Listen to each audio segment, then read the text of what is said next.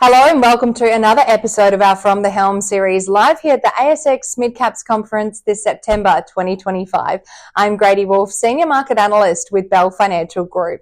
Cobram Estate Olives, a household name, ASX CBO, is a company that's engaged in olive farming and production and marketing of extra virgin olive oil in Australia and the US. Now today I'm thrilled to be joined by Cobram Estate's co-CEO, Sam Beaton. Sam, thanks for joining us today. Thank you, Grady. Thanks for having me. Cobram is a staple name in every household. It's olive oil. It's everything. We love it. Tell us about the company for any investor who may not have heard of it. Yeah, the company was actually founded about 27 years ago by Rob McGavin and Paul Reardon. And since then, we've grown into one of the world's largest vertically integrated olive oil businesses. Absolutely. We're based in both Australia and in California. The biggest part of our business is still Australia. We have around 7,000 hectares of olive groves. We have 2 processing mills, storage, bottling and laboratory. And we have the number one Australian brand, Cobram Estate. We also own Red Island, our secondary brand. And in the USA, we moved to the USA around 11 years ago. We're now one of the biggest millers of olive oil in the USA. We have 1,000 hectares of groves and we're expanding rapidly over there. And importantly, our brand's going really well. So we're now the number 9 brand in the USA from an olive oil perspective in supermarkets and growing really strongly. That's really exciting. And the US, obviously, tariff implications come in, but if you're producing there, you're kind of exempt from that, aren't you? Yeah, it certainly gives us a cost advantage, that's for sure. I think over 95% of what's consumed in the USA is actually imported. The USA doesn't produce much olive oil, so we see that as a huge opportunity for us. Yeah, it's a huge leadership position that you can definitely take. Now, 2025, FY25 results, underlying EBITDA is expected to be approximately 115 million, up from 66 million. Now, that's a significant jump. What's driving those tailwinds for the company? Yeah, I think a couple of reasons. So we had a good crop in Australia and also we had really strong branded growth. It is important to understand, though, that olive groves are naturally biennial bearing. So you have a higher cropping year like we've just had, followed by a lower cropping year. We look, and under accounting standards, you have to recognise the majority of the profit in the year of harvest. So we do get up and down reported profits. For that reason, we look at our business. One of the key metrics is our 2-year rolling EBITDA. And we saw significant growth in that as well. So that was really pleasing for us. And that's average across both a good and a higher and lower year. Yeah, it takes into account both the high and the lower cropping year. And that was up around 75% compared to this time last year. So that's fantastic that it is growing then. Branded sales and products in the US and Australia are rising strongly. What proportion of sales growth has come from premium versus everyday lines? And what's the revenue split there? Yeah, it's a bit of a mix. We have an internal rule that only around 50% of our volume goes into Cobram. And the reason we do that is so we can maintain quality standards. So you know that when you're buying Cobram, you're getting the very best of our extra virgin olive oil. We do know that. And then the next best goes into Red Island, our secondary brand, and we also supply private label. So we're always trying to grow that whole category, and that's what we've done successfully over the last 15 years.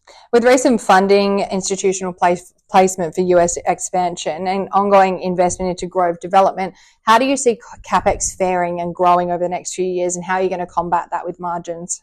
Yeah, I think importantly, if I just look at Australia to start with, we've spent hundreds of millions of dollars in Australia over the last 10 years redeveloping and developing new groves, building out processing milling capacity. And we're through that growth CapEx phase as of this year. So from FY26 onwards, we move to more of a sustaining CapEx level. So the implications there that we see free cash flow continue to increase out of our Australian business. All of our growth CapEx will be focused around the US, where we're rapidly expanding production. That's amazing, because CapEx is obviously a key metric investors look for. So that signals margin appreciation, I assume, moving forward. Yeah, I think with an olive grove, it's important to understand that grove costs are relatively fixed across the area.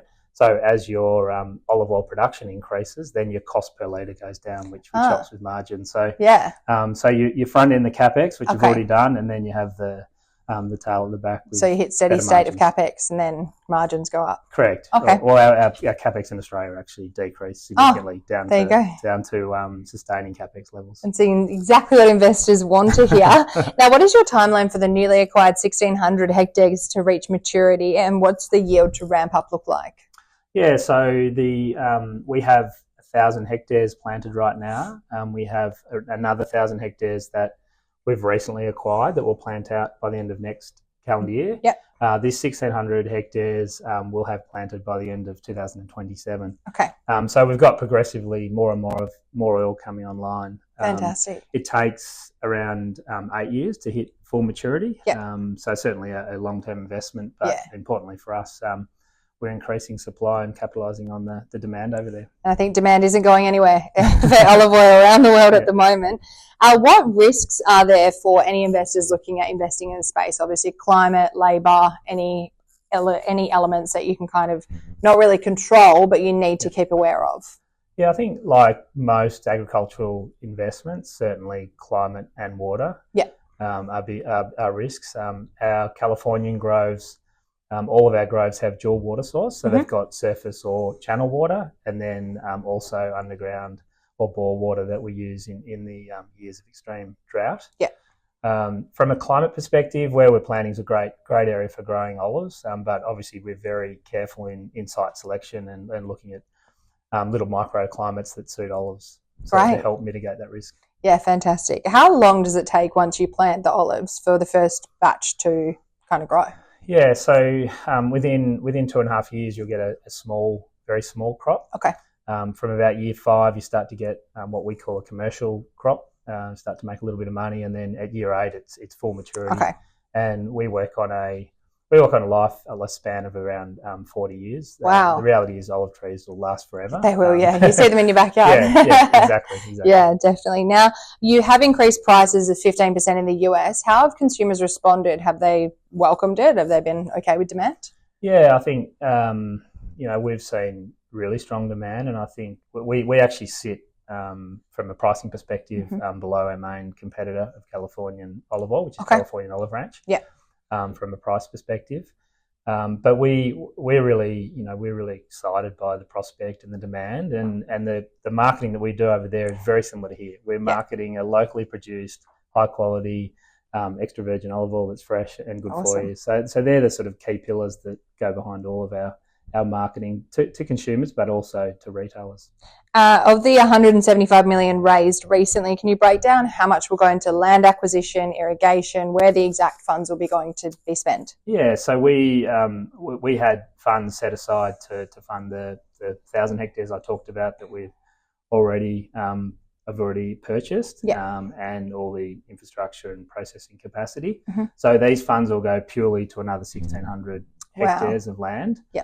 And the development of the groves. It's about 50-50, so about half of it is the acquisition of the land, and about the other half is the planting of the trees, the irrigation infrastructure. Absolutely. Now, looking forward, or for investors who may not understand the difference between cropping in Australia and the US, what are the key differences, and what do you see differences in the produce coming out?